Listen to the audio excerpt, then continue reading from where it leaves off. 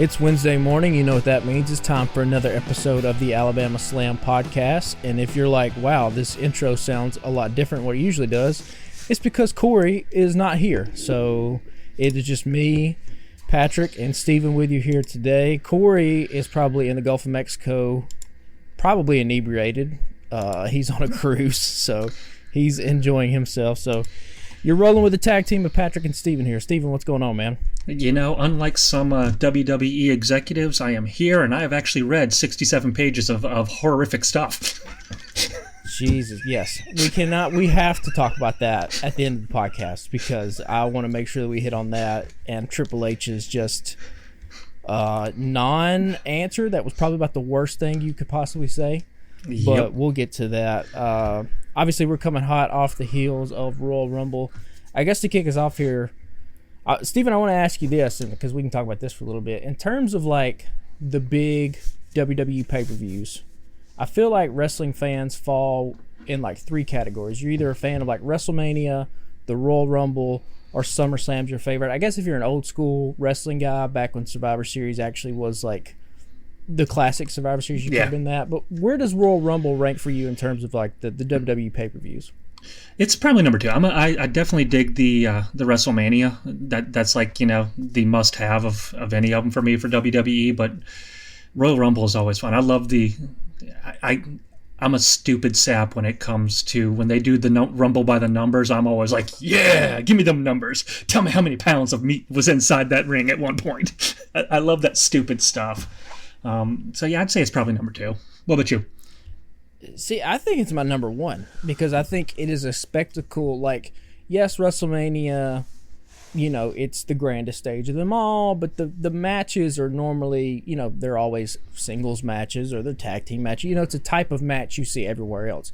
They don't do the 30-man, 30-woman Royal Rumble really outside of this one pay-per-view. Like, this is the only time where you can see a dozen people in the ring at one time, and usually they have pretty interesting spots and pretty cool ways that they go about telling some stories inside this match. So I think this is my number one. WrestleMania obviously number two, but Royal Rumble, I just kind of like the Royal Rumble match itself.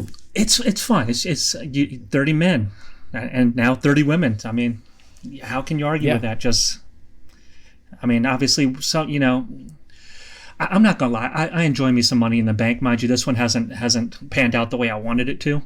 But that and King of the Ring, they're probably my top four. Yeah, I think people thought when they introduced Money in the Bank all those years ago, I think people thought that might be the next Royal Rumble type thing. And it was at the beginning. The Money in the Bank match, when it first kicked off, felt like a big deal, and it had a bunch of big stars in it. And I think here recently they've kind of, obviously Damian Priest has the briefcase now, so and we've talked ad nauseum about how much little impact he has made on the show. So the Money in the Bank match, I felt like has waned a little bit, but I think that was their attempt to make the next Royal Rumble match. Obviously, Elimination Chamber too. I went into this one different this year, and I'm kind of glad I did. Normally you can find some of those surprises all over the place, and I went with my no spoiler mentality this time. So I had no clue who was going to be where or what, just, you know, guesses and hopes. It made it more fun. Yeah. So, yeah, let's talk about the Royal Rumble then. Obviously, it kicks off with the 30 women battle royal.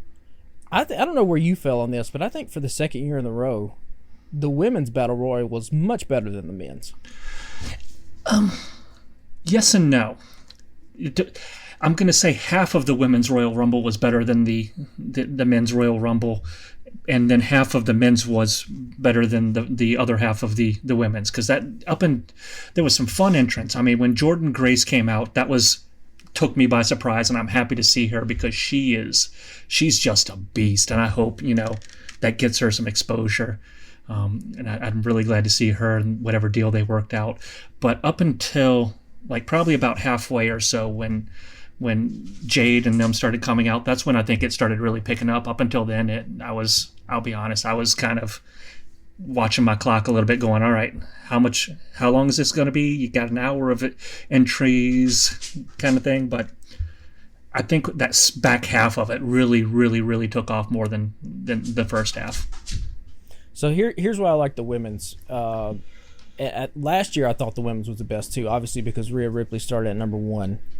It feels like with the women's battle royals these last 2 years, there's been more surprises. One, in terms of just like the people who debut and whatnot. I think also the spots about how people are eliminated have been way more creative. With the men this year, it felt like it was just a lot of like one-on-one people tossing people out. But like the end of this match in the women's rumble, there were 3 people left. And, you know, you get the Liv Morgan spot, and then Bayley comes in at the last second. Like, I just think it's been way more creative. I think the women also kind of have a chip on their shoulder because I think they kicked off the pay-per-view last year too, if I'm not mistaken. So, like, they never get to go on last the way that, like, you know, Cody Rhodes and the men and all them get to do.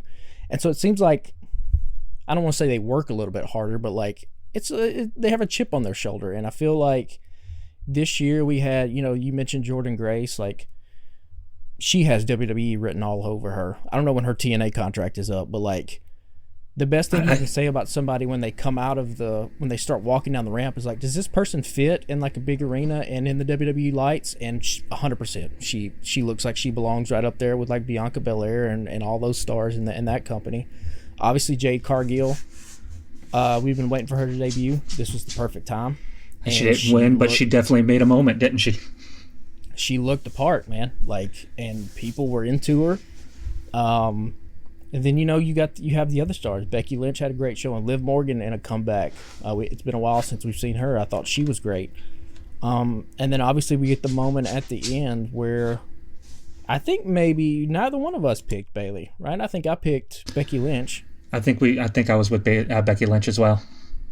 So, you know, you get the surprise of Bayley winning. You know, now I guess we are on the road to Bayley Mania. I would be shocked if she doesn't pick Io Sky to go after that title.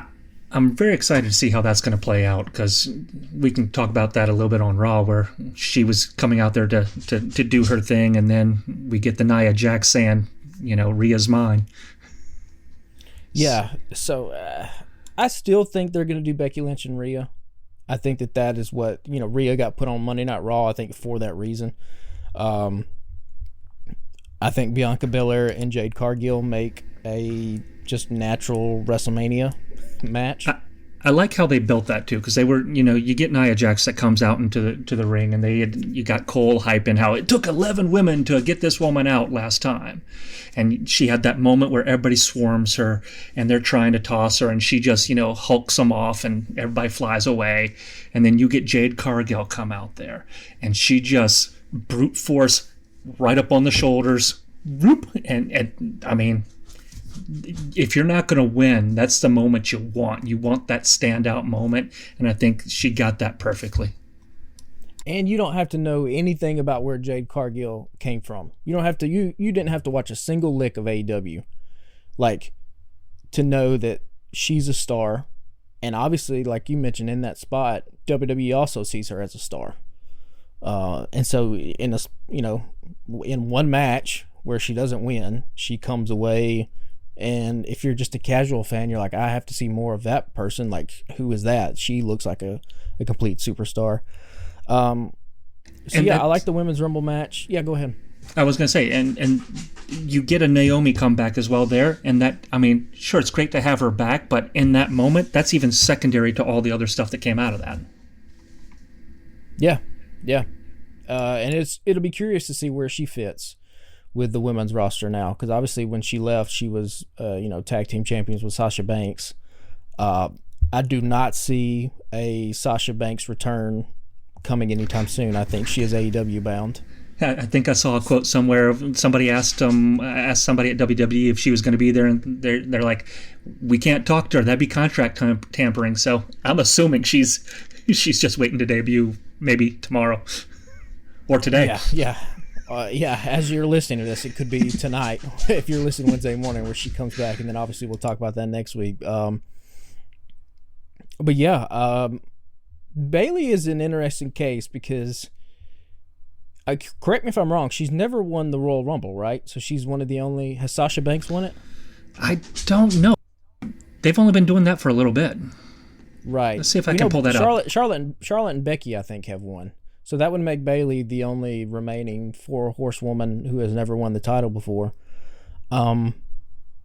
And the face turn from Becky is it's going to happen soon if it doesn't happen this Friday. I did see a funny meme on the Squared Circle Reddit where somebody took the images of Batista. If you remember when Batista, when he was part of Evolution, he won the Rumble, and Triple H handed him the SmackDown contract, and he gives the thumbs up and then the thumbs down.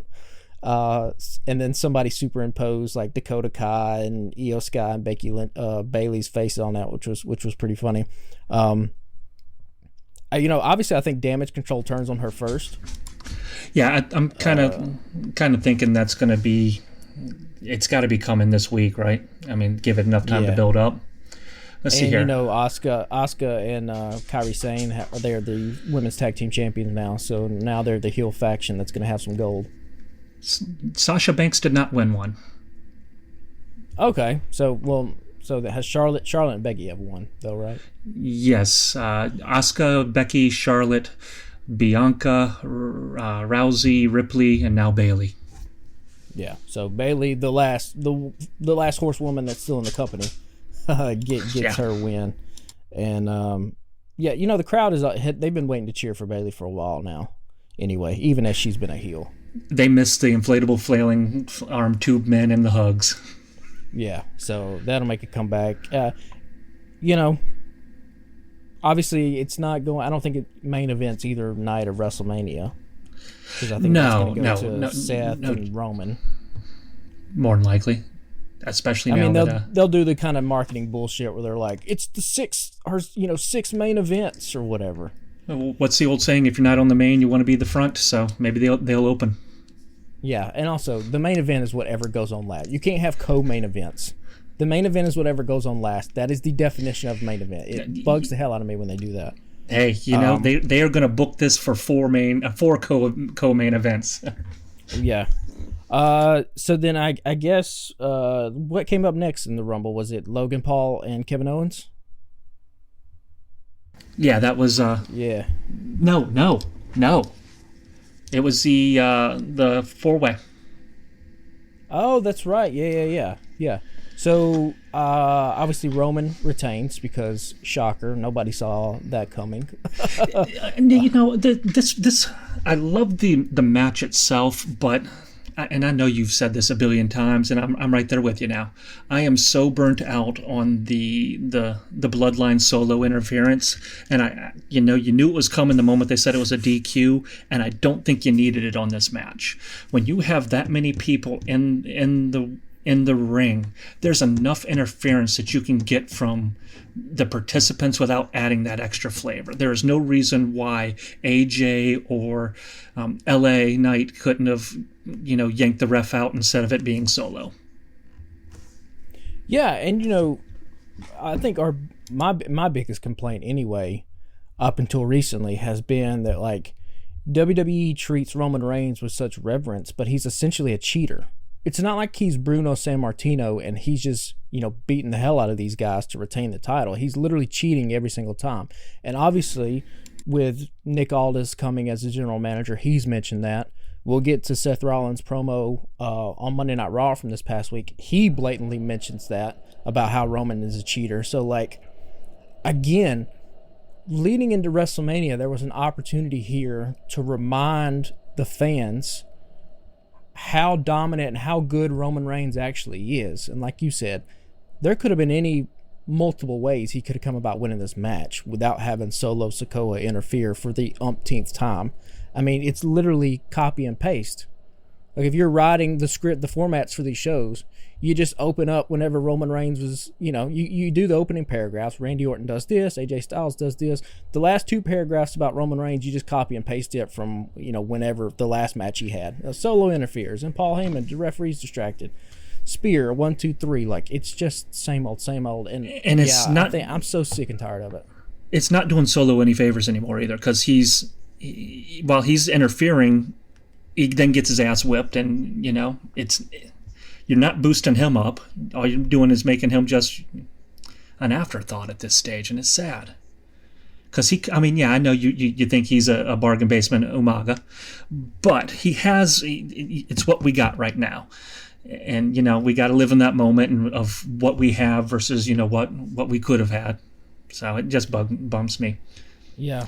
That being said, though, I did enjoy the match. Yeah. I thought all of these guys worked well with each other. 100. The RKOs there that when he just started cleaning house. I mean, who doesn't like an RKO out of nowhere? The knock off who did he push? LA Knight into AJ. Is that what it was?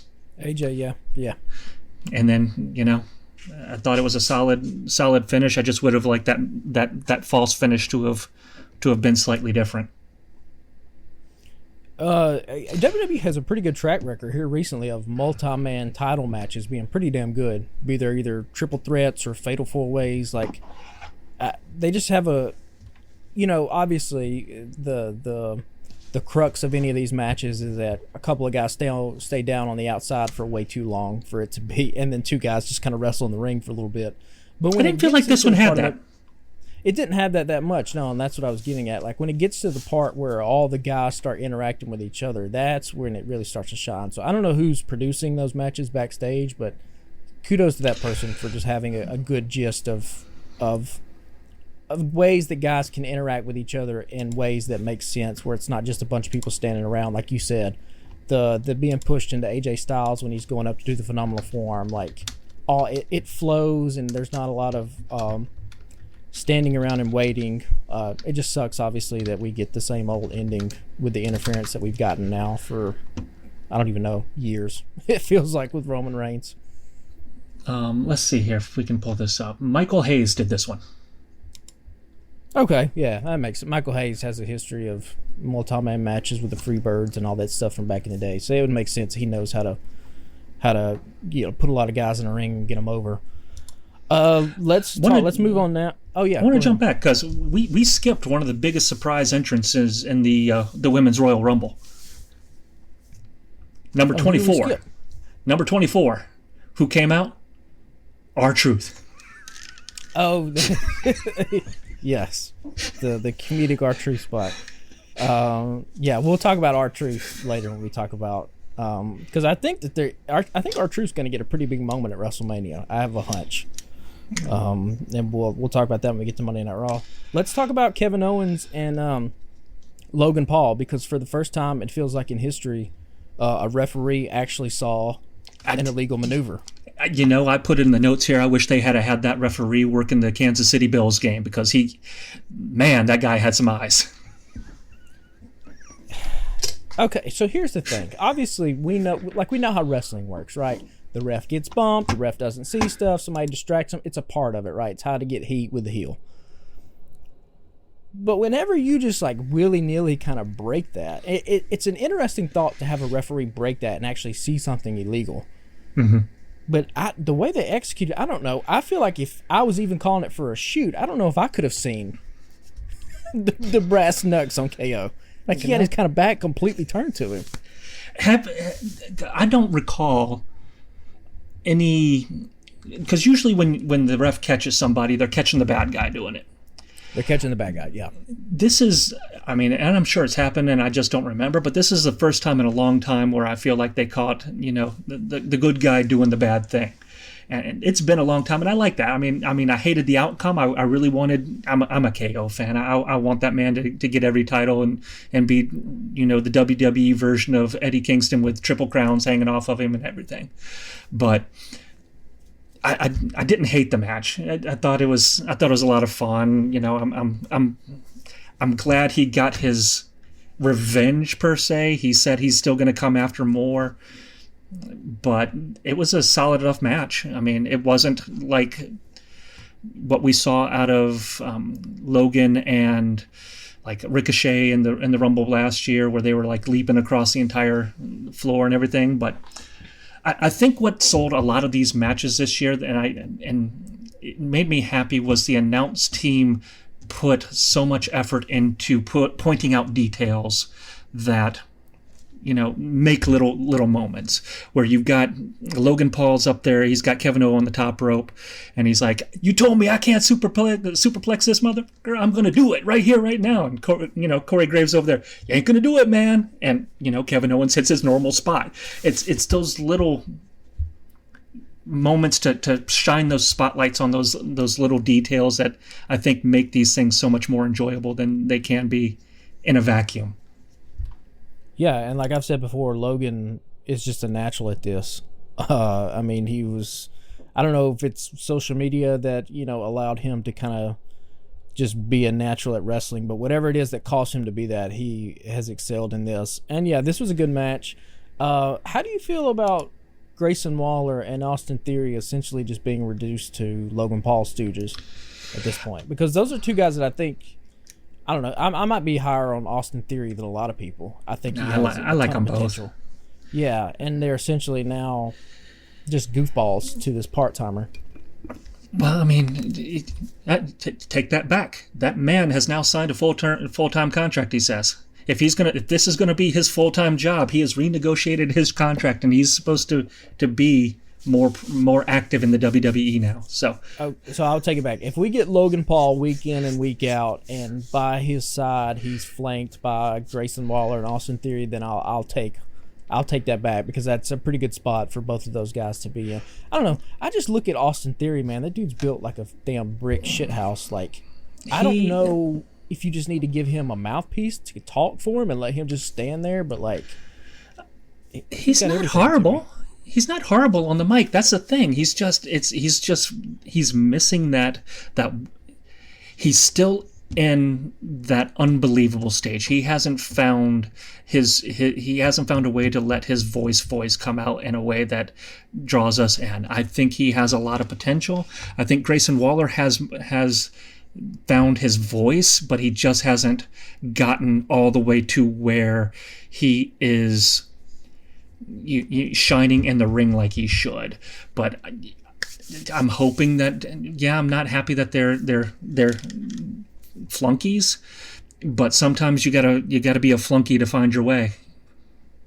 Maybe. I think here's my problem with Austin Theory's mic skills, is that Austin Theory talks and does the stick like Grayson Waller does, where he's the smart aleck, smart ass heel. But Grayson Waller doesn't look like a killer the way that Austin Theory looks like a killer. And to me, Austin Theory should be cutting promos the way Gunther cuts promos. Does that make sense? It does, and he kind of did that at the beginning, but it didn't come across right for some reason. Yeah, and he might not be believable in that with his mic skills yet, and that's why I think if he had a mouthpiece that could talk for him and he could kind of stand there, I don't know. It's just, I look at that dude and I'm like, man, if you were making a perfect WWE superstar in a vat, it would look like him. And yet, why is this dude doesn't even have a match? I mean, he's in the Royal Rumble, but like, he's coming out and helping Logan Paul. Like, it's kind of, I don't know. It doesn't surprise me, because he is super young, and like I've said before, it takes a long time to get really good at this. And the part that usually is the last thing to come is the believability. And Austin Theory has all the skills in the ring. I mean, he's uber athletic. The part he's lacking, though, just happens to be the most important part that makes you a superstar. So it's unfortunate for him, but he's got a lot of time. It may be just not even that. It could be that he doesn't completely believe in himself yet, and he's still got that nervous energy kind of thing, maybe, and he's just trying to. But I mean, heck, if you want to believe Grayson Waller's hype, he's a 125 million click man.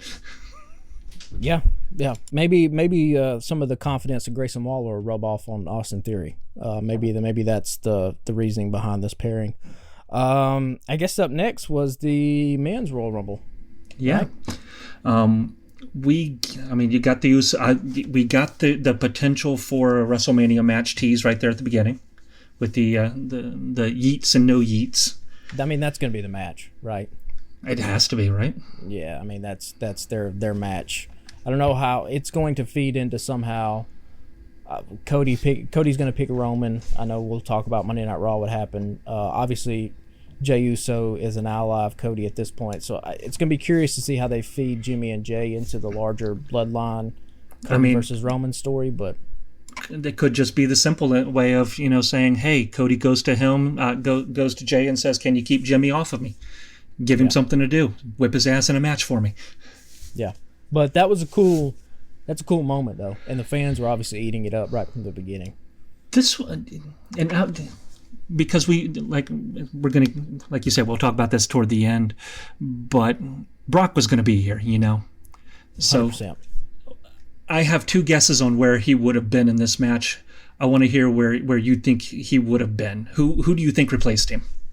So I don't know if you saw the reports, but I think it maybe was Sean Ross Sapp or somebody, one of those insiders, that said obviously Braun Breaker replaced him. And they didn't even retool the match. They literally just took Brock's name out and put Braun in. Apparently Brock was going to get eliminated by Dominic Mysterio, just like Braun did. That was going to lead to a match between the two of them in Elimination Chamber. That would have been something. It would have been interesting. It would have been interesting, but you could tell when Braun Breaker came out and literally just started wrecking shop. You're like, okay, this was supposed to be Brock. See, I wasn't sure if it was that or they retooled it and just had McAfee do his inner get eliminated, be done kind of thing. But it makes sense that if you've got him eliminating people, that Braun would slot it in just a little bit better. And I think the McAfee thing was added too. I think just to kill a little bit more time, just because they didn't have Brock. So I think Brock's spot, had he had been there, probably would have been a little bit longer. But since it's Braun, they kept it the same, but just kind of shortened it a little bit. And then you get the couple of minutes where McAfee eats it up with comedic timing. Since you threw Braun out there, I don't know where you land on this. If you're asking me who was the most impressive out of that whole match, I don't know how you can come away not thinking it's Braun Breaker. See, and I was waiting for you to have to say that, man, because I know you had said not too long ago that you had watched NXT and you didn't see a star down there. Well, I think I said Carmelo Hayes was a star. I know Carmelo was in this match too. I still think Carmelo is a future WrestleMania main eventer. I think that dude has star power written all over him. Braun, just when I was watching it, he felt just like generic wrestler badass guy. And I don't know if it's just the fact that he replaced Brock Lesnar in this match, and so they gave him a lot to feed off of. He felt bigger in a bigger arena. I don't know if that makes any sense. NXT is so small where some of the smaller guys can feel bigger. Mm-hmm. And Braun, to me, in NXT kind of feels out of place, but when you put him in front of 48,000 people and he's hitting the ropes 1,000 miles an hour and just literally, those spears are not worked spears. He's just cutting folks in half. It comes across a lot different when it's on a big stage.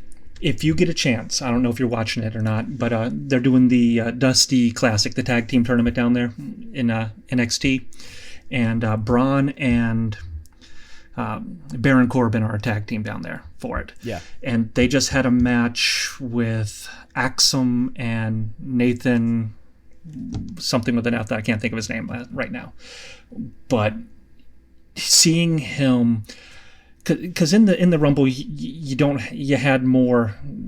have as many little guys when he was tossing them around at one point, but in that tag team match, because he's working with smaller guys, he gets to he's not a small dude, he's strong, but it showcases better when it's a tiny guy he's tossing around. And that tag team matches he's been having through the Dusty Classic have been intense, and I think you would find the same kind of level of enjoyment out of those spots.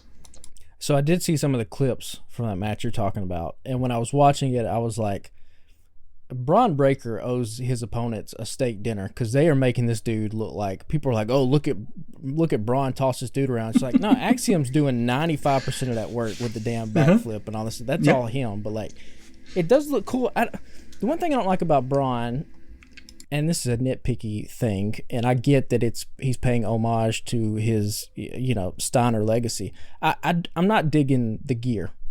I know that's a smart marky thing to say, the wrestling gear, but it's not. I don't think it fits him. The tie-dye doesn't work for you. I get that. Yeah, it was cool when the Steiner brothers were doing it because it was the 80s and everybody was doing tie-dye. But nobody's but he's doing not. that now. Yeah, he's not Rob Van Dam, so he doesn't have the psychedelic thing. Yeah. You want it to be something a little more intense. Yeah, intense. Intensity, because that's this dude's game. But yeah, he was the most impressive to me coming out of that match. I'm calling bullshit on WWE, though, saying he hit 23 miles an hour coming off the ropes, which is faster than Tyreek Hill.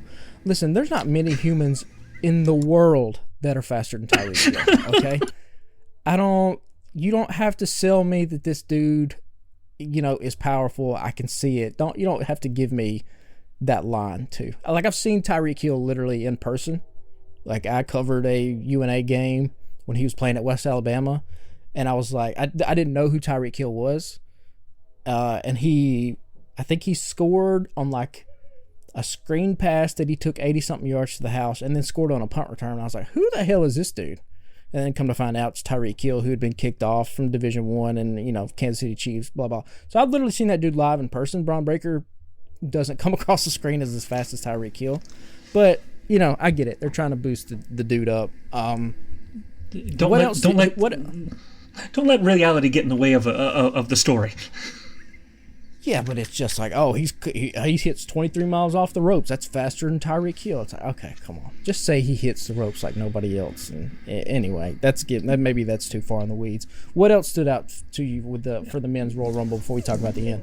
I want to talk about the thing that annoyed the crap out of me the most, and that was Bronson Reed getting eliminated. Because that dude climbed himself over the rope to get tossed out. And it looked so damn awful. And I just wanted to be like, come on. If he isn't hitting the spot where he needs to hit it, make him do it again, because you look goofy, especially when it's close up on your bloated butt, climbing over the ropes. And see, I think that's the reason why, to me, the women's Rumble was better, because I didn't feel like I saw as many people forcibly removing themselves to try to get into the right spot to get eliminated. Like, even when Bianca gets eliminated, right? How she get eliminated? It's because Tiffany Stratton is about to fall, and she literally just grabs onto her ponytail like anybody would do. And then, Bianca gets kicked, and they both go down and both get eliminated. But yeah, I noticed that too. There was a couple of times in the men's Rumble where it was like, okay, I'm gonna get myself over here and just throw myself over and awkward sort of stuff. I also saw in the notes section you had Andrade came back. How did you feel his reception was? I think that's a Corey note, actually. I was waiting to hear you talk bad about it. Oh, then I guess that was a Corey note. I don't know. I felt like, he got a pop. But here's the bigger thing, I think. And this goes to, I saw a couple of people mention this online, and I don't know if you noticed this. I think we're about to talk about the same thing. The entrance music for all these people, it's all the same. It is. There's no like Undertaker when the bells, you knew it was him. Stone Cold, the glass break. Everybody in modern day WWE, if you're Hispanic, you have some kind of like trumpet to start off the song, or it's like a hard rock song, or it's like EDM music, and it all feels the same. There was like, I think I maybe recognized 3 or 4 people's entrance music, and it happened to be CM Punk that has licensed music, Cody Rhodes that has licensed music, Sami Zayn because it's a holdover from the other one, and like The Miz because they've all been in WWE for 15 years. They hadn't changed the entrance song. And R-Truth's kept the same one, but literally all the new people just have like some generic guitar. And I think that's a testament to the people they have writing those tunes right now, because I was kind of looking at the same thing that I think you were referring to, where they were talking about how the screens they used at this particular event were a little bit smaller, so you didn't get the big name pop. You couldn't see people on the Titantrons. Yeah. And the music is garbage. I miss CFO $. I mean, they had the ability to craft some some classic ass songs. Your opinion of the tag team might be different, but when Kaz and Enzo would come out and that music would hit, that was the start of when all these songs started getting over, kind of stuff. Where it was when they were in charge of the music, and now whoever they have now is just. Well, Shinsuke, I think, was the biggest one. Like, Shinsuke's entire character was kind of built around that theme song. Or Bobby Roode. Or, that guy literally got over only because of the song. So, yeah, I think that was kind of what was, like, Andrade's music hit, and people were like, well, who is that? And then it took a minute, like, oh, it's Andrade. And then I don't think WWE, like, listen, we've talked about this a lot when it comes to kind of guys in AEW who are middle tier that want to kind of go back to WWE. It's like, what do you think you're going to be over there? You're not going to be the main event. And like, if you're Andrade, you go back to WWE and you get eliminated midway through the Men's World Rumble. Maybe you have a WrestleMania match. I mean, it's 2 nights, so it's probably a good chance you get one. It's probably against somebody like I don't even know at this point Santos or Rey Mysterio, somebody like that probably is what they kind of do, but like even that's kind of up in the air. So like, I know there's been some talk this week about maybe Buddy Matthews and Malachi Black, have expressed interest in going back to WWE, and it's like, okay, dude, what do you think you're going to be? You're not Roman Reigns, you're not LA Knight, you're not Randy Orton, you're not Cody Rhodes, you're not CM Punk, you're not Drew McIntyre. You're going to kind of just get slotted into the middle of the road, and sometimes the grass isn't always greener. You say that, but if we looked back, I mean, Drew got big during the pandemic, but he had a huge fall off too, and he's just now kind of having his resurgence. So, I mean, Malachi, I think, he has a personality to him that I think if you give him a moment to try to, he will maximize those minutes. Buddy Matthews maximizes his minutes in the ring. I think he's not going to get as high as some of the other ones, because we saw where he was when he was at his high point in WWE, where he was sidestepping Ray to hook up with sidestepping Ray and Dom, I guess, at that stage, to hook up with the sister daughter. I mean, I think he has a lower ceiling than Malachi would, but it all depends on them having those maximized minutes. And the thing, but the difference I think now is that WWE is so heavy at the top, and so if you're looking to a guy like LA Knight, for example. If you're looking at LA Knight's rise to prominence and it's like, I think I can do that. Well, the reason why LA Knight's rise to prominence is special is because it was unexpected. Like, if you gave Malachi Black the Bray Wyatt Mountain Dew Pitch Black match, do you think he recovers from that the way LA Knight does? Like, I think that's why LA Knight is special, is because WWE and Vince really didn't get behind this guy. Vince literally had this dude as a manager. And yet, in spite of all this stuff, fans clamored onto him for whatever reason. And now he, was just in a 4-way match against the Universal Champion, who's probably going to come close to breaking Hulk Hogan's record. Like, I don't think Andrade can do that. I don't think Malachi can do that. I don't think Buddy can do that. So, like, I don't know. Everybody doesn't get to be Cody Rhodes when they come back. How would you feel if they put Andrade in the Gunther match for WrestleMania? I mean, it would probably be a good match, but I don't think Andrade in WWE is the level of star that Gunther is. Like, Andrade is going to have to, not that he's starting from the bottom, but we've already seen with some of the references to AEW that have fallen flat in WWE, there's not a lot of crossover. I mean, there is, but it's not huge, or else AEW's numbers would be bigger. So there's a lot of people who are probably like, oh, that's the dude that's Andrade from NXT. That's pretty cool. He's back. And that's literally kind of just the base level. That's what his reaction was in the Royal Rumble, was just kind of like, oh, he's back. That's kind of cool. So I mean, I don't know. We were talking about number 24 in the women's match. So number 24 in the men's match came out again. He just had the wrong match. Right place, wrong match. And what does he do? He wants that hot tag to save Dominic. Bro, I was laughing my ass off. That was fantastic. I also love that Damian Priest comes out and just punches him right in the face, throws him out. You know, obviously we can skip ahead a little bit when we're talking about R-Truth here. He got the hell beat out of him on Monday Night Raw, and out comes The Miz. Yep. So I think fans are going to get behind this, and I think this is going to be a sneaky WrestleMania match with Finn and Damian versus Awesome Truth for those tag titles. I think a lot of people are going to get behind.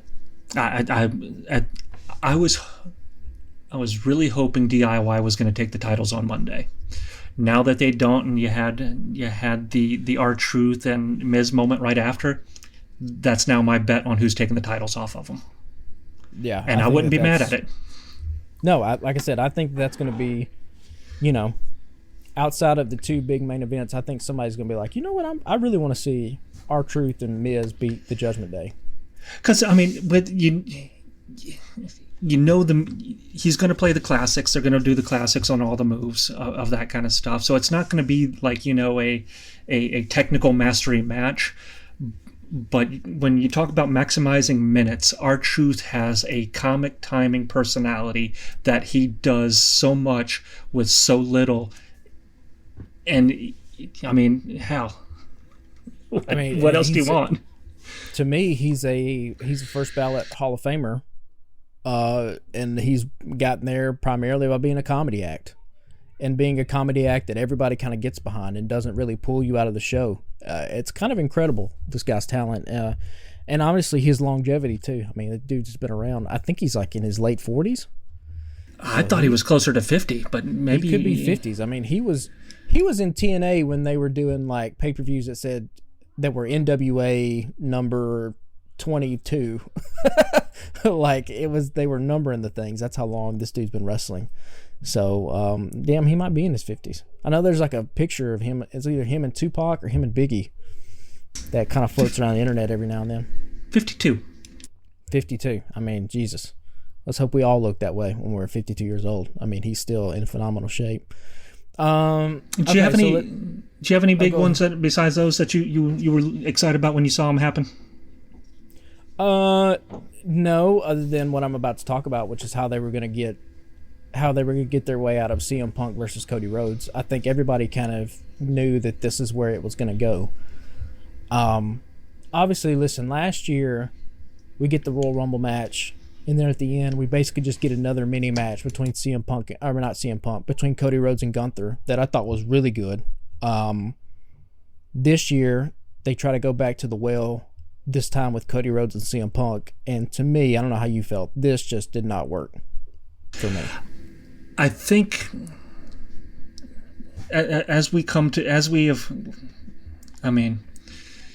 we know why it didn't work at this stage. Yeah, CM Punk looks like an old man. Well, that's not what it is, though. Oh, you don't think that's what it was? Well, I think he tore that tricep before they got to that end. So I think he was working as a one-armed man at that stage. So I think he still has potential to do some stuff. I don't think it's. I think he did what he did to just kind of tough it through and hold up to what they were expecting him to do. But I mean, that's an injury, man. I mean, you're right. Yeah, maybe I'm being too harsh. It is a bad injury, but and now obviously hindsight being 2020, knowing what it was. But when the Royal Rumble was happening, we did not know about the torn tricep. No, he looked tired, exhausted. He looked blown gassed. Up. Yeah. He looked gassed. The hair was a mess. He was looking crazy. Cody was trying to kind of pull him through it. But yeah, it just did not work. And I don't know if maybe somebody should have got word to the back, and maybe they did cut it short. Maybe they were planning on going a little bit longer and they cut it short, but I don't know. To me, it just was not working, and it came across as like, man, this dude, CM Punk he looks old, man. And I talked to you about this a little bit. One of my thoughts is of why AEW tends to have so many people injured is because of the frequency with which they wrestle. Because it's I don't completely understand the logic of this, but your body gets used to taking those bumps when you take them repetitively in a certain way. So when you spread them out, your body rejects them more. CM Punk has not wrestled in, 3-4 months? Yeah, I mean, he had the Madison Square Garden match against Dominic Mysterio, but that was around Christmas time. Yeah. Yeah, but before that, I mean, it was All In, and that was in August. Yeah. So he's 45 years old. He's not, he's not going to be able to take he's not going to be the CM Punk that we all longed for. He's got to be that more grizzled CM Punk. Once you get him to the stage where he can kind of get back into the habit of that ring shape, I think he'll do a little bit better. But I mean, we threw him into a big match, one small match away from being out of wrestling for almost 6 months.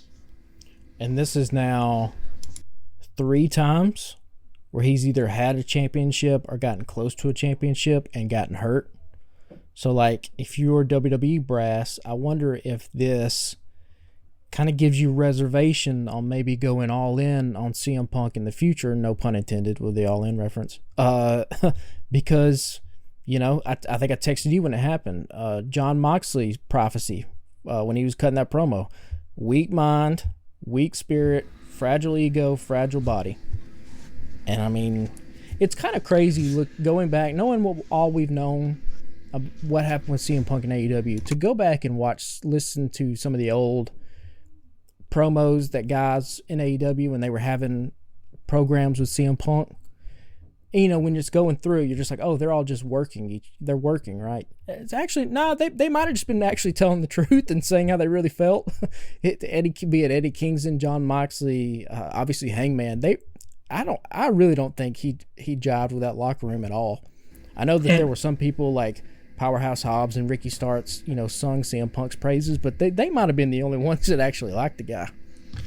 I mean, I kind of feel like we're getting the same thing from WWE, where they're letting people voice their minds. But I think the big difference between this injury and the previous injuries is the structure of support that's around him now that he would not have had in AEW, where when he's injured, he is sitting at home. He's with AJ. He's with Larry, and that's what he's got.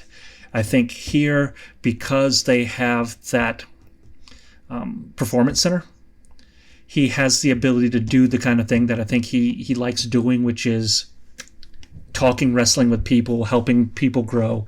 They did a quick video of him getting in shape that I saw right before the Royal Rumble, where he was down at the Performance Center. It was him, Carmelo Hayes, Trick Williams, I want to say Braun, and Lexi King, Pillman. Yeah. And they were doing just the 5 and 5s and all that kind of stuff. And I mean, he looked worn out there too, but again, I think that's because it's been a long time. I mean, but you could see there was a spirit in the way he was talking and just relating his experiences and stuff. And I get that there was cameras on him, so yeah, they're paying attention because there's cameras watching them, kind of stuff. But I also get the impression that wasn't completely show either, that they were genuinely trying to pick his brain to get those moments because they knew what they had access to, which is a rare commodity. I mean, you have, mind you, it's 10 years out, but you had the biggest star right there in your hand to kind of figure stuff out. And I think having that ability to kind of jump into there while he's doing his recovery rehab is going to make it a better transition for him when he comes back. So since we're on the CM Punk train, let's keep rolling with it before we go back and backtrack to Cody Rhodes. Obviously, CM Punk starts out Monday Night Raw, explains it's a torn tricep. Out comes Drew McIntyre. Well, I mean, hold on. Before we get that Drew McIntyre coming out there, he cuts one of the most sincere, heartfelt, try to jerk tears from you promos that you get in the modern area. This guy, this is a real hero. This guy overcoming cancer. This guy running to save lives. He was pulling on them emotions. But that's what he's great at. I mean, that's you wouldn't expect anything less from that guy. I mean, when it comes to having a mic in his hand, he's one of the best. Certainly the best right now, and if you had a best to ever do it list in terms of promos, I mean he is up there for sure. And really that's what his calling chord was. And then we get Drew McIntyre, and I lost my shit when he was talking about he struggled with religion and spirituality in the past, and he's wondered what he is, but he prayed for this injury to happen, and I was cracking up. I doubled over in laughter. Oh, and it was because it was one of those moments, because I loved watching that promo, because when he came out there, that crowd's trying to eat Drew's lunch with the what chance, because he's building it. But the moment he said that line right there, I prayed for this, that crowd was like, holy shit, what did he just say? And that from that moment on, there was not a one darn what that was said. They were he had them in the palm of his hands, and God bless him. I loved it. Oh my God, did I love it. I mean, listen, I love Drew McIntyre, the ass kicker, but I really love Drew McIntyre, the player hater, 100% all the way he is right now. I mean, this stuff he's doing now is fantastic. Because, I mean, it's like Sammy said in his promo Monday Night Raw, he's pointing the fingers at everybody but himself, but the way he's pointing those fingers and the lines that he's saying as he goes about it is tremendous. I mean, that is something that you would not say, like praying for an injury to happen. People don't, even bad guys have never really said that before. But again, this is the second time I've gotten to say this. But there's one other person that has said something like this recently, and you know how much I loved it. And that was Santos Escobar talking about Ray going, I hope you get your damn legs amputated. I mean, I hope the surgery goes bad. There's something even more heinous about pleading to a divine figure for somebody's demise. Like, that's an extra level. Saying it like, I hope something bad happens to you is one thing. Saying that, like, I've struggled with spirituality and religion in the past, but I prayed for this to happen. And then, obviously alluding to, now there is a God because I have to believe there's God because this happened and now it happened to you. Like that. It takes it to a different level. It's a different level of hate for sure. But I love, obviously. But I do love the fact that this is evidently something that they are leaning more into with their villain monologues of just letting some pure malicious evil just out in them, and I love it. Yeah. And so we've all thought that one of the WrestleMania main events was going to be Seth Rollins versus CM Punk. Obviously, that is not going to happen now. CM Punk's going to be out for a while with a torn tricep.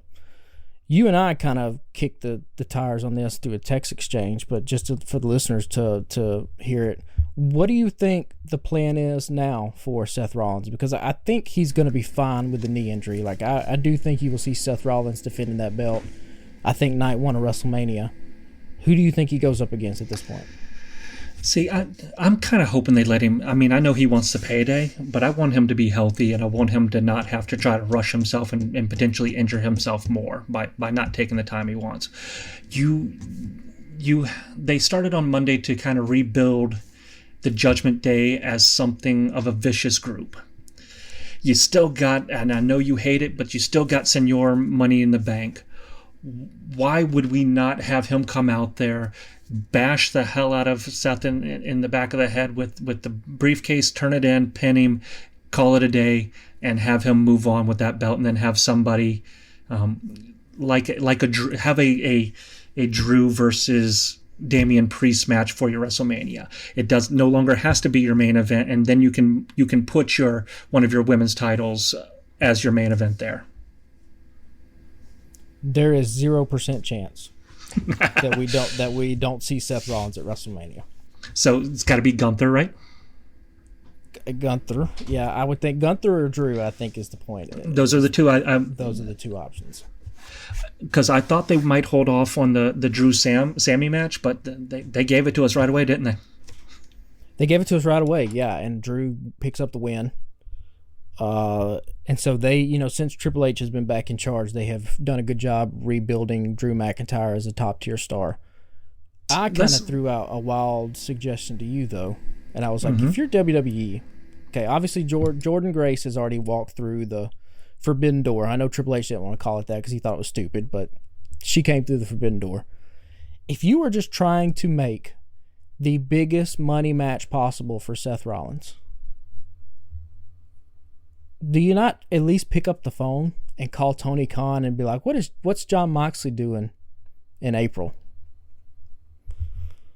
Because to me, like, if you're asking, like, what's the biggest Seth Rollins match out there, just if you could pull out anybody, if it's not Roman, Ambrose. If it's not Roman, yeah, it's Jon Moxley.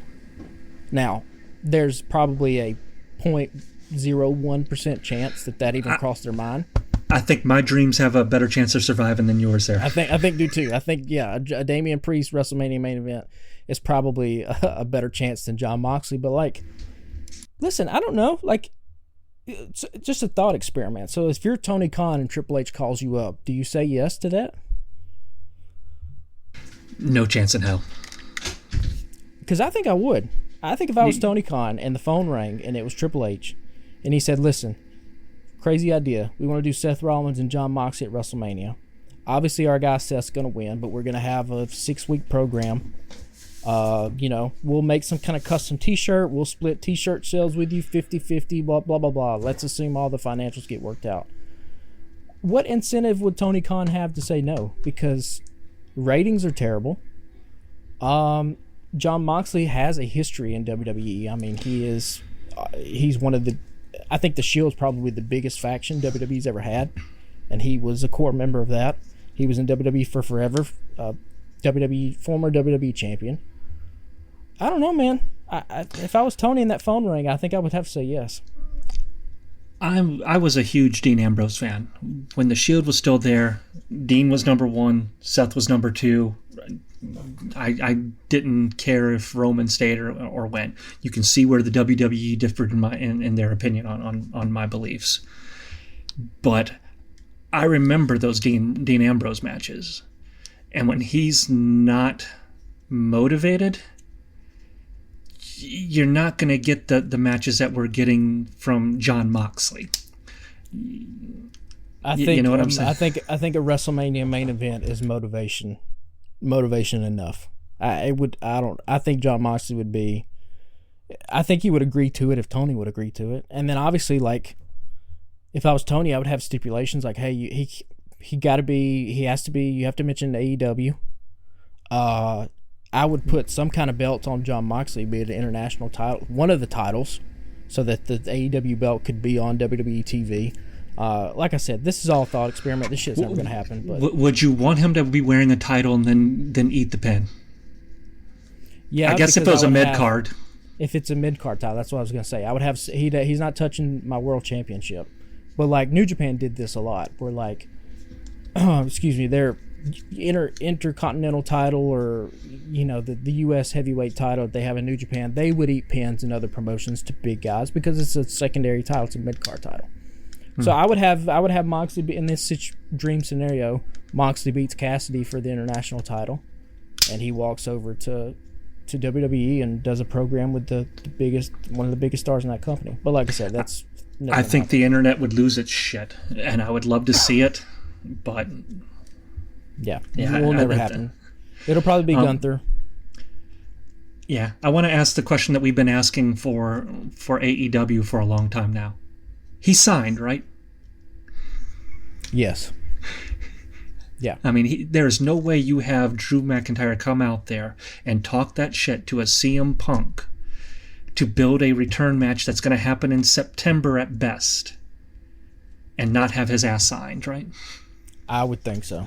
I think that's the same reason, like you said, mention AEW. I don't think you have MJF come out there and talk shit about AEW if he's not actually signed to AEW. So it would shock me if Drew didn't end up re-signing.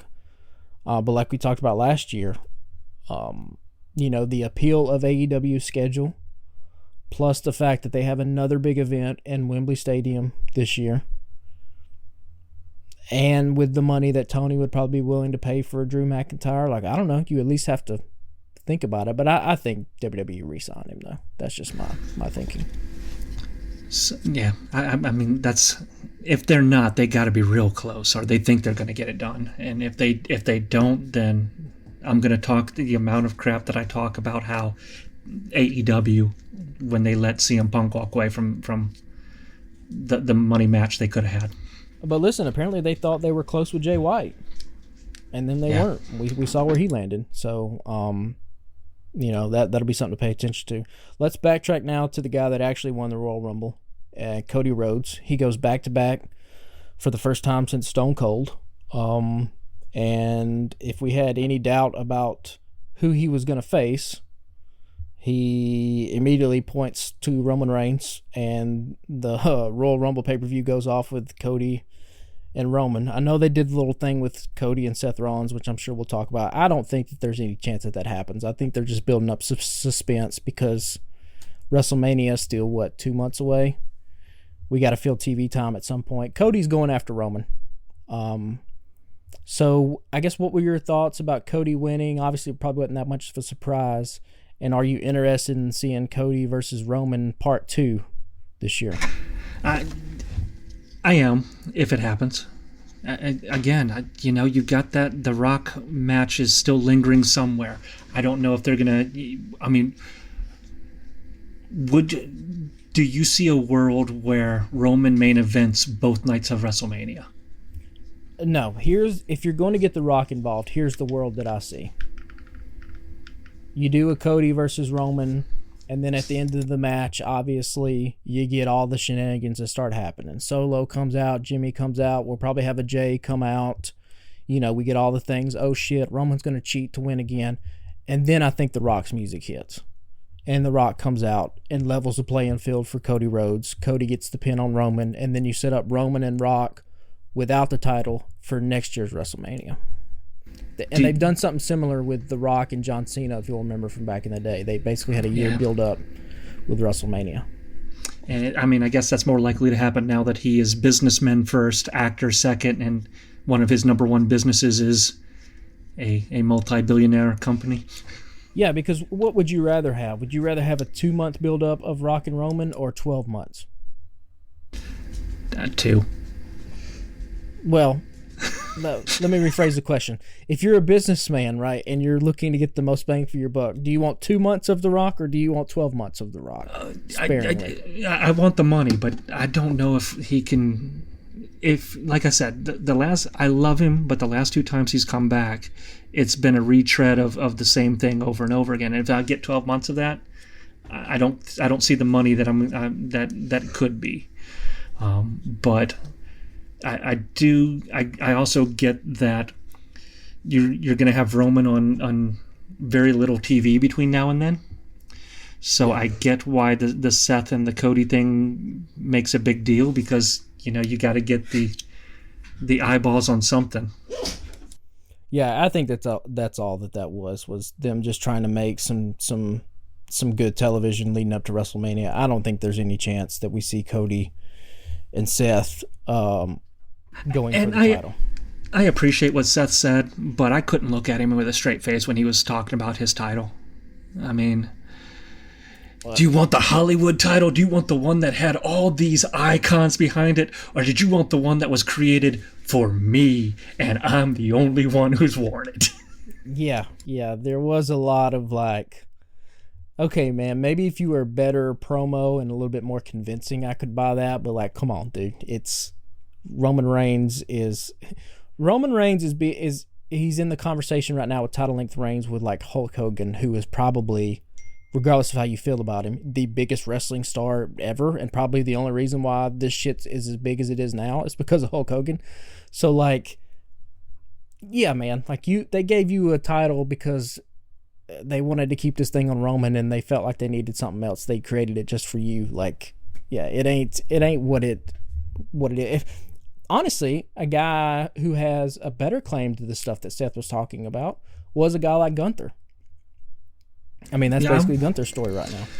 I want to jump back to the Rumble real quick because Michael Cole said one thing that I laughed my ass off when he said it. When they were talking about how Roman wins his matches, how he never defends it, and then when he does, he cheats. You don't like it? Beat him. Yeah. Yeah, it's so... There's sort of that odd sort of dissonance there, because it's like the only reason Roman has had the title for this long is because we scripted it for him to have the title this long. And yet we're also going to script it that he's not a real champion. I don't know. It's a little bit of like kind of all over the place. Do you think Seth can be a significant enough underdog for Gunther to come up against? Because what is making Gunther shine is the people that he's going up against are like Kofi's and the Gabriels and the others that are really good at fighting from underneath. Do you think that Seth can do that to the point to make it shine? Yeah, I think those two actually probably pair up pretty nicely with each other. Because I think Seth's knee will be to a good enough of a point where I don't think it'll be a limiting factor in the match. Because, I mean, that's another wild card. I think Seth's going to wrestle, but does Seth wrestle at 100% or does he wrestle at 65%? And that's going to make a big difference. And honestly, if he wrestles at a 65%, a guy like Gunther probably still is the best matchup for him because it's punches and chops and kicks. And as much as that sucks, you can take chops all day. I mean, it's gonna hurt like a son of a bitch, but it's not going to actually do any kind of real like damage. You're not going to get injured from it, right? He's not going to blow out his knee taking unless he chops his knee. Unless he chops his knee, yeah. Which, you know, if there's one guy on this earth that I could see believably chopping somebody's knee and having it blow out, I guess it's a guy like Gunther. But yeah, I think we get Cody and Roman. I think that'll be a good build up, and I think that'll be. And yes, I would like to see it. I'm a Cody fan. When he's talking about how, you know, you had dashing Cody and nobody liked him. You had a few people liked him. Stardust, you had nobody like him. I wanted to send that boy a message going, I've got a gosh darn Stardust and Stephen Amell shirt hanging in my closet right now because I liked you as Stardust. Yeah, I know it sucked in your life, but it entertained the crap out of me, sir, because you carried it. But I want him to have that moment. And as they were saying in the press conference, I feel like he is what the WWE and wrestling needs right now for all the right reasons. Yeah. And so as we're wrapping up here, because we're going to extend an episode here. So is there anything else we want to talk about WWE wise before we talk about the absolute shitstorm that was the Triple H answer in the press conference? No, let's just dive into that. Listen, man, you know you're going to be asked this question about Vince McMahon, okay? You've had days now. If that's as good as what Triple H can do to an answer to that question, he does not need to be the face of this company anymore. Point blank. I don't know how you feel about that. It was one, I think it was tone deaf. It was completely dismissive. And the fact that he said, I haven't even read the thing.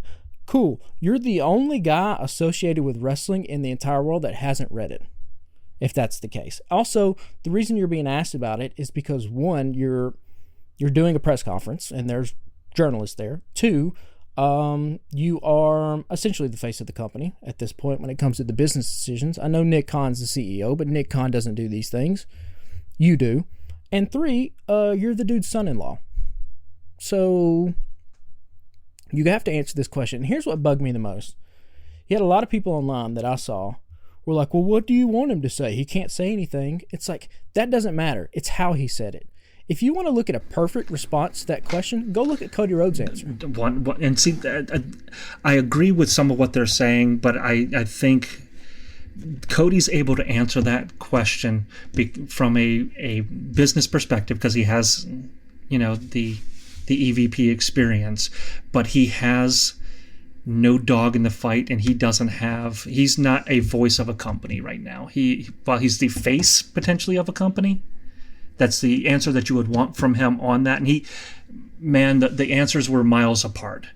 But I also understand that as the creative content officer of the WWE, you can't comment on an active investigation, but you can damn sure make sure that you say that in a way that isn't, how are we going to prevent this from happening?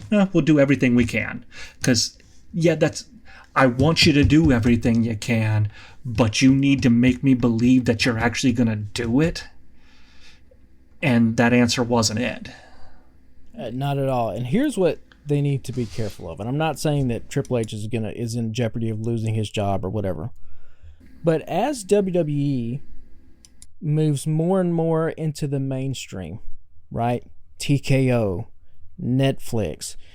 This is not the carny world of wrestling anymore. You are now big business. And the one thing that you can't mess with when it comes to the big business people is their money. And anything that comes between them and their money, they are going to extradite from the situation. And TKO stocks fell amidst all this lawsuit. And do you think that Triple H's comments boded any kind of confidence for stockbrokers whatsoever? No, but here's, you say that, and going into Royal Rumble, Slim Jim had said they were suspending their partnership with him. Vince resigns. And evidently that was enough for that partnership to get going, because they were right there in the heart of the Rumble, advertising the Slim Jims left and right. Right, but if you're the CEO of TKO and you're watching this press conference and Triple H says what he says, one, you're going to be like, did anybody prep this dude? Or two, like, what? Because wrestling is not, I guess here's what I'm trying to get to. I don't think that you could easily remove Triple H from the WWE, but we said the same thing about Vince McMahon. And now WWE is making more money than it's ever made. And so as wrestling and as as WWE in particular, like I said, gets more to the mainstream, where it's become less of like the old school wrestling of like the 70s and 80s and 90s, and now it's basically like live action Marvel movies. You could find people that can write and be the chief content creative officer of WWE and remove Paul Levesque, and you could have Nick Khan do the press conference CEOs because he's a Hollywood guy. Like I said, I don't think Triple H is in jeopardy of losing his job anytime soon, but those types of things and those types of answers are going to have people looking at him a certain way, because he does not come from the business world. He comes from the wrestling world. And the only reason why the business people are in the bed of wrestling is because it makes money. They don't have any respect for wrestling. They just see it as a cash cow. You say that you don't think he's I'm not sure he's not at risk at this stage. And he might be. Because that is money. It has not made it out of the news cycle yet, and it's hitting more mainstream news points at this way. NWA just potentially lost a deal with a major network because they had a manager snorting coke with hookers. A fictional manager snorting fictional coke with fictional hookers, and they lost a deal. You cannot be looking, if I'm sitting at Netflix and I'm seeing this news pop off, and I know that that's what I am about to build my live sports empire based around, I'm considering, whether or not I've made a mistake and want to try to figure out a way out of this deal. And if we get to, and then you have him sit in that press conference and say what he says, and the way he says it, he's making himself expendable. And that is the last thing you want to do when you know that there are going to be heads that are rolling, is you don't want to go out of your way to make you the most visible secondary scapegoat to go after. And here's another thing to keep an eye out for. If they do not settle this case, it is going to go into discovery, which means you are going to have attorneys who are going to be poking around, who are going to be asking questions. I'm not saying that Triple H has any kind of, dirty past or dirty secrets, but this thing with Vince McMahon doesn't seem to be an isolated incident. It seems to be like a culture, a toxic work environment. And so if you are sitting on the board of TKO, if you're the CEO, it would not shock me if something comes out. And, you have to make, tough decisions. And, Triple H is then removed from WWE, because we know, listen, you can go on the YouTube right now and look up shoot interviews with old wrestlers and have them talk about sort of the stuff that was going on in the locker room back in the day.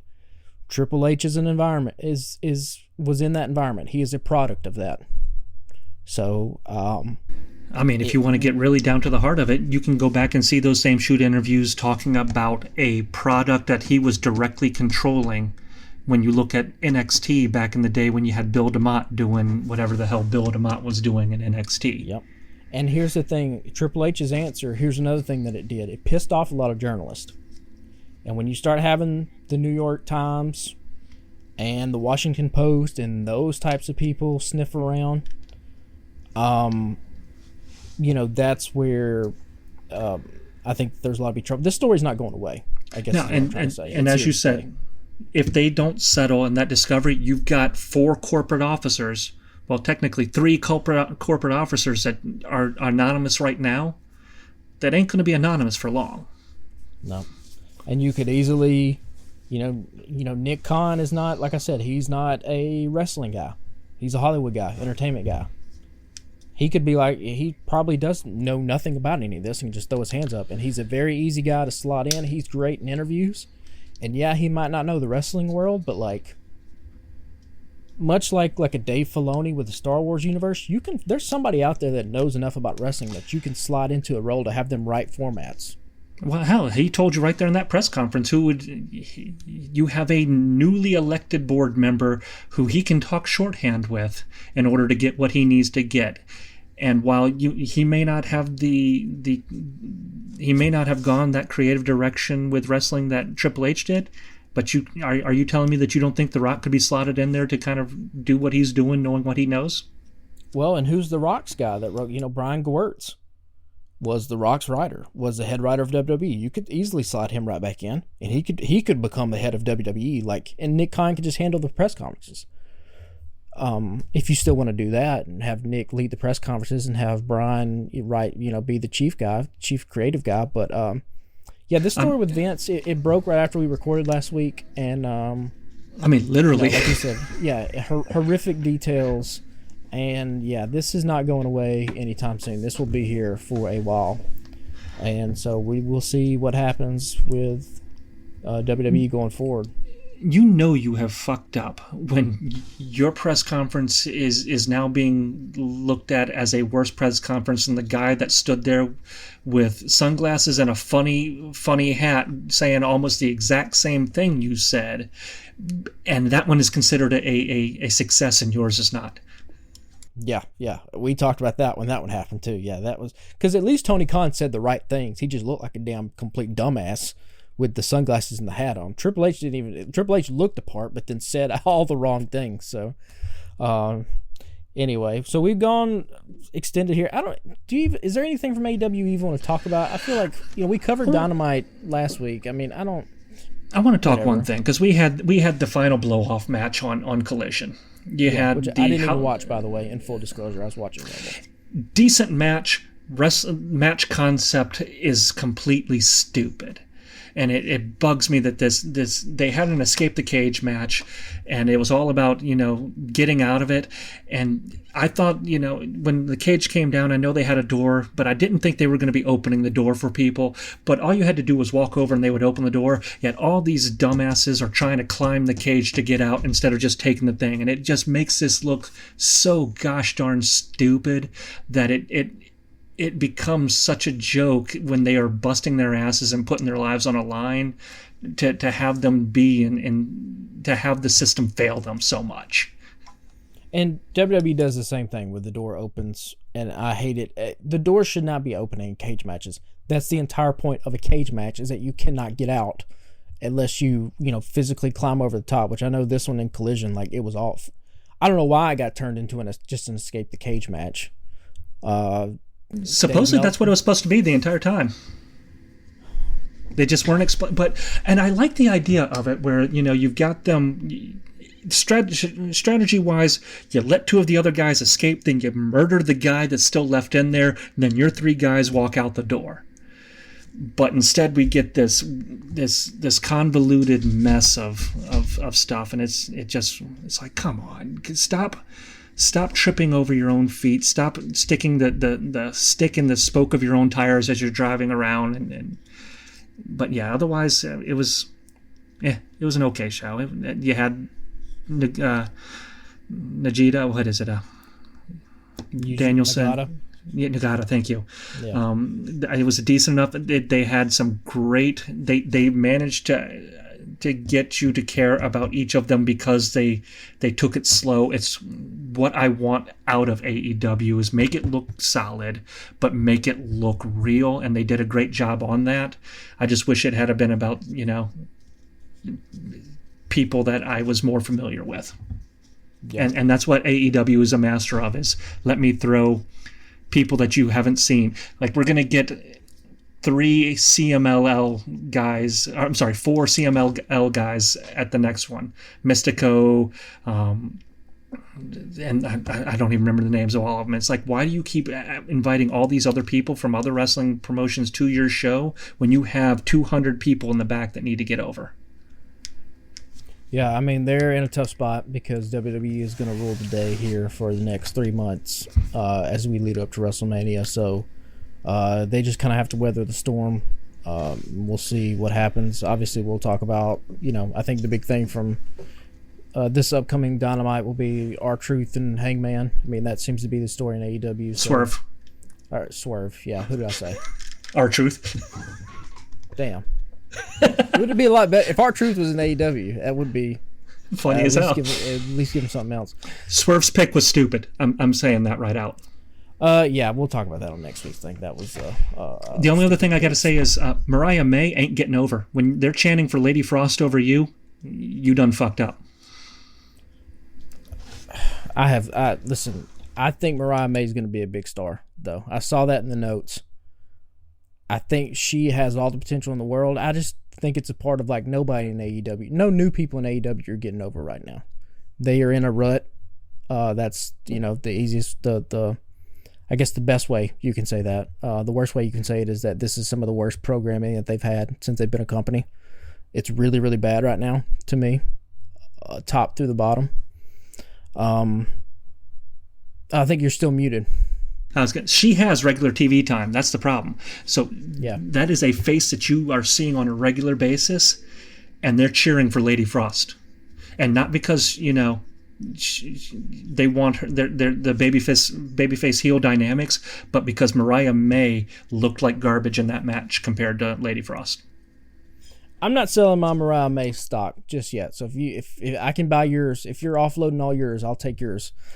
From you, I think she's got star written all over her. We'll see. Hopefully AEW can help her get there.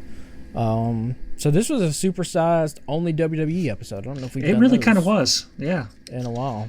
But obviously we're leading up to the biggest WrestleMania, WrestleMania 40 in Philadelphia, and so yeah, I think unless you got anything else, I think that's going to do it for this week. Let's take this home. We'll take it home. Next week, we should have the gang. Should be all back. Corey should be back from the Gulf of Mexico. Maybe Hungover. still maybe hungover, maybe even still inebriated. I don't know. We'll see how it goes. I don't remember all the stuff he usually plugs here at the end. We're on the Alabama Take. There's all kinds of other podcasts out there. Star Wars podcast, sports podcast. So you can check all that out at thealabamatake.com. And yeah, we appreciate you guys listening to us every single week. And if that'll do it, then we will see you guys next week.